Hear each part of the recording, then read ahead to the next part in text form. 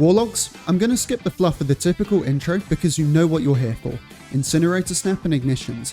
Everything about this build is making those go off as much as possible. This build brawls amazingly, spams abilities on loop, and makes your Transcendence into a pseudo Song of Flame, to the point where I fight with Transcendence as aggressively as I do Song. The build is an engine for ability spam and ignitions, but benefits unlike Solar from Prismatic's ability to apply crowd control on top of high damage. I'm going to keep ability description short and sweet here because I really want to give a full breakdown on the function of the build.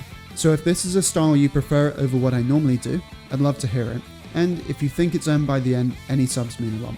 I won't keep you though, let's get into the build. Rock. Yeah, we can definitely do rock.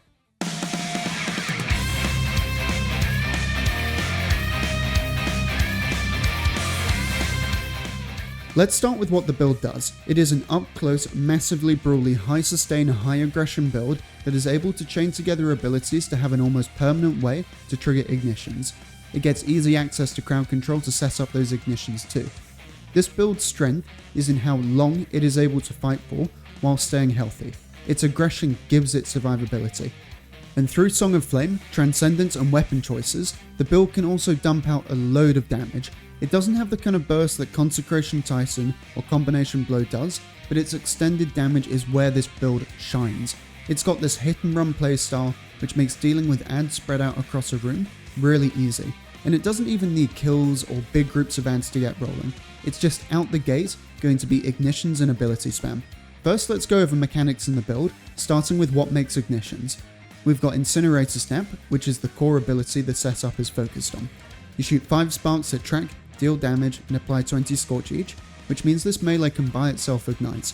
Next is Helion, where in using your class ability you get a buddy for 20 seconds that lobs solar damage and applies 30 Scorch on hitting a target. And lastly, not that it applies Scorch, but you're taking Phoenix Dive to get more ready access to Helion, plus Cure ×2 on landing for you and nearby allies.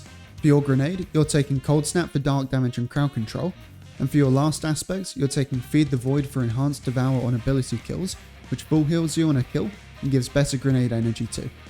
And for your super, Song of Flame is a must in the build. For fragments, Facet of Dawn for Radiant on melee hits, and Radiant for you and allies on melee kills.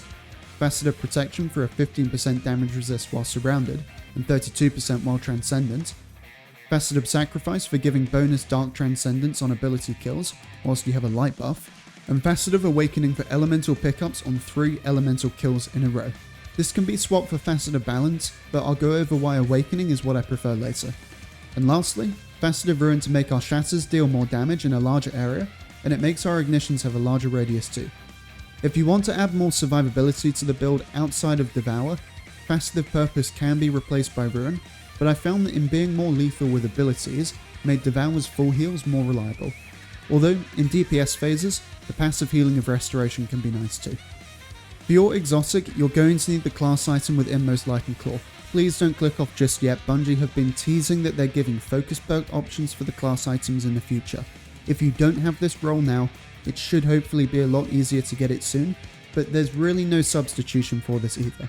It unfortunately has to be this specific one, because this role is the engine that drives the build forward. With Inmost Light, when using an ability, it empowers the other two for 5 seconds, which can stack up to 2 times, giving either 400 or 800% increased base regen for grenade and melee, and 25 or 50% base regen for class abilities. Although Inmost has interactions that make this ability regen timer tick for way longer than 5 seconds with Incinerator Snap. Firstly, you can only get empowered ×2 from Incinerator, and every tick of damage that Incinerator Snap Scorch deals reprocs 2 times empowered ability regen. The clip you see in the background, although probably not something you'll be able to perfectly repeat in realistic fights, just shows off how long you can get ability regen for if it's ticking with Scorch. And on another note, whenever you reproc Scorch on a target, if that ad is still ticking for damage from Scorch applied by Incinerator Snap, any Scorch added on top of that is still going to be registered as melee Scorch and keep your empowered ability regen ticking. Although this is an ignition build, not a Scorch build, and if you are wanting to go for an ignition, it will reproc the timer, but as ignitions remove Scorch from a target, you'll probably only get around 7 seconds of inmost regen. which is still plenty of time for the build to farm Incinerator, Cold Snaps, and Phoenix Dives. For your other abilities, much more simple. You use Phoenix Dive, you get 1 times empowered, and same for your grenade. No matter how many targets you hit with Cold Snap, or hits that Helion lands, you'll only get empowered times 1 from these abilities. And Spirit of the Claw is simple too. You get an extra melee charge, although it is an extra melee in everything this build uses, in its neutral game, in Transcendence, and most importantly, in Song of Flame. Plus, any of the instant ability refreshes you get when using either Transcendence or Song is going to fully charge both Incinerator snaps. Right, that was kinda heavy. Now let's get into using this build and maxing out its potential. Here's how you want to think about it. You've got 3 states of play that you're going to flip between in this build, with each one having different styles. Neutral gameplay, Transcendence, and Song. Neutral is where you need to be more careful. This is absolutely not saying don't be aggressive. Your survivability in this build comes from Devour, and your main source of damage is from Incinerator ignitions, but you can make your life way easier by using Cold Snap to spread freeze and set up shatters and ignitions. The build has a tendency to be light damage heavy, so using dark weapons here, as well as trying to spam Cold Snaps to top up your Transcendence should be your focus. This is also the part of the build that requires slightly more careful use of Inmost. You generally want to start off a combo by using Cold Snap, Helion, then Incinerator, and from there you can just juggle between ability spam and shooting guns, using Devour to fuel Cold Snaps for Dark, and Incinerator to give regen to everything else. Speaking of, Transcendence is where this build really starts to hit its high power levels. Before going Transcendent, spend every ability you have, bar your super. You'll get instant refreshes for grenade and melee, and from here, it's just pure spam. You really don't have to think about using Inmost in an optimal way during Transcendence, because your abilities are going to be recharging so quickly. As I said before, Transcendence can be treated like a mini Song of Flame. Your melee becomes so lethal, and your grenade sets up your melee so well with slow and freeze, alongside your damage resist and Devour heals, you're really tough to kill. Outside of just standing right in front of a boss, you really shouldn't be stressed in Transcendence about dying. Plus it gives you constant radiant for barriers from Dawn, ignitions and shatters for unstops, and slow and suppress for overloads, making it effective for all champs. And last but not least, Song of Flame. This is just, I'm gonna stand here, not die, and do a load of ignitions, the super. Because of Claw you get double charges of your melee, and outside of a few cases where you want to send the bird to deal with adds that are at range, you should exclusively be snapping. It costs less super energy, does more damage, causes ignitions that benefit from Ruin and Solar Fulmination, and in between shooting your guns, it will feel like your snap can be done back to back for the entire super. And like Transcendence again, spend all of your abilities before casting this. Although, on your super ending, you can actually scam out a free Incinerator snap. You get fully refunded every ability on super end, but your melee for some reason charges back up as if it was still in Song, instead of just receiving a flat 100% refund. If you time it just right, you can get a snap off, then Song will fully refund both your melees even after you've used one. For the rest of what's going on in the kit, most of your fragments are just passive effects, but there's one here that you need to manage, and it's Facet of Awakening. This fragment is here for dropping your cooldowns, but it's got 2 unique features to it. Firstly, the fragment doesn't have a cooldown, but the elemental pickups it makes do. You need 3 elemental kills to proc its effect, but this is where in your games you're going to have to keep track. The kills you get leading up to spawning in a pickup don't matter, only that the kills were elemental and not from a kinetic weapon, meaning I could do Solar Kill, Strand Kill, Tangle. If you want melee energy, use Cold Snap and get Shatter kills. If you need grenade energy, Solar Weapon kills for a Fire Sprite. Really importantly, and another big reason Awakening is here, is that I recommend Threaded Blast in this build, because if you have a Strand weapon, even though you don't have a Strand ability, you can still get access to Tangles through Awakening, which not only gives you a big chunk of dark energy with Threaded Blast, but can also proc Feed the Void for Devour. And as far as abilities go, that's everything. For our mod setup, we're building both into ability and super regen. On the helmet you want 1 Harmonic Siphon, 1 Siphon mob matching your kinetic choice, and a special ammo finder if you're using a darkness special weapon, otherwise hands-on is a good choice too. On the arms, you want double heavy-handed and 1 copy of melee kickstarts. On the chest, you want 1 charged up, and resist or reserve mods. On the legs you want 1 stacks on stacks, then innovation and invigoration. If you're happy not running a stat boosting mod on your legs, you can go double distribution here too. On the class item, you want Reaper, Powerful Attraction and Outreach. Your stat split priority should be Resilience, Strength, Recovery, Intellect, then Discipline. And for your weapons, I generally enjoyed using a Dark Special because it really helped out for Dark Transcendence. Apart from that, anything that has an interaction with Solar is going to be a great pick.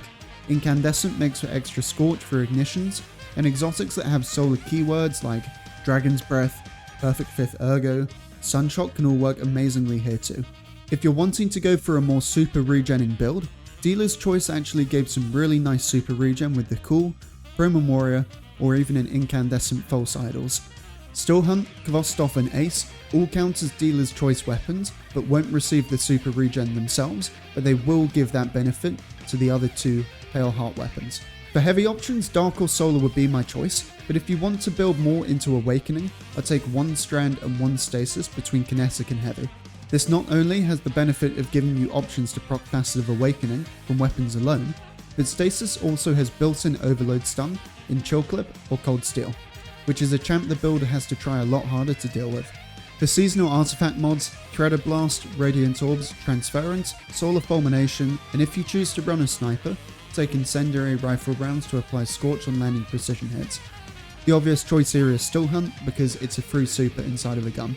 Plus this build makes a good amount of orbs, which can passively charge it up to.